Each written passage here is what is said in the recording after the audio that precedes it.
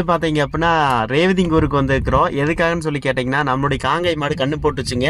அதுக்காக பார்த்தீங்க அப்படின்னா நானும் மகிழ் ஆதிரன் ரேவதி குட்டி பாப்பா எல்லோரும் வந்திருக்கிறோம். மகிழ் ஆய் சொல்லு.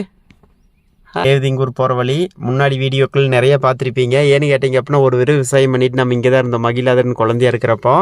சரி அப்படியே போகலாம் வாங்க. நம்ம காங்கை மாட்டோட கண்ணுக்குட்டி நல்லா அழகாக இருக்குதுங்களா. கொஞ்சம் குட்டியாக தான் போட்டிருக்குது. ஏன்னு கேட்டிங்கன்னா கண்ணி தப்பிடிக்கிறங்காட்டிக்கு மயில் போம்மா போய் கொஞ்சம் போ போய் கொஞ்சம் கூப்பிடு. ஒரு முத்தம் கொடு. அதுக்கு ஒரு முத்தம் கொடுத்துருமா. சரி சூப்பராக இருக்குதா கண்ணுக்குட்டி. கூப்பிடு பாபான்னு. பாமா பாபான்னு நீவுமா நீவி நீவி விடு. தலை நீவி விடுமா. தலை நீவி விடு.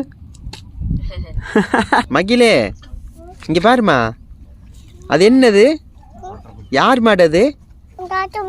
தாத்தா மாடு இல்லை நம்ம மாடு. கண்ணுக்குட்டி வந்துட்டு அழகாக இருக்குது. செவலையாக தான் போட்டிருக்குது. செவலையாக போட்டிருந்தாலும் அது பின்னாடியே வந்துட்டு மயிலியாக மாறிக்குமா. இங்கே பாருங்கள் சூப்பராக இருக்குதுங்களா. கண்ணுக்குட்டி போட்டு இப்போ வந்துட்டு ஒரு 5 நாள் 6 நாள் ஆச்சு. பாருங்கள் எப்படி இருக்குதுன்னு சொல்லிட்டு இந்த மாட்டை பார்க்குறதுக்காக தான் இன்றைக்கி ஊருக்கு வந்திருக்கிறோம். எல்லாத்துக்கும் பாய் பாய் சொல்லி பாய் சொல்லிடு.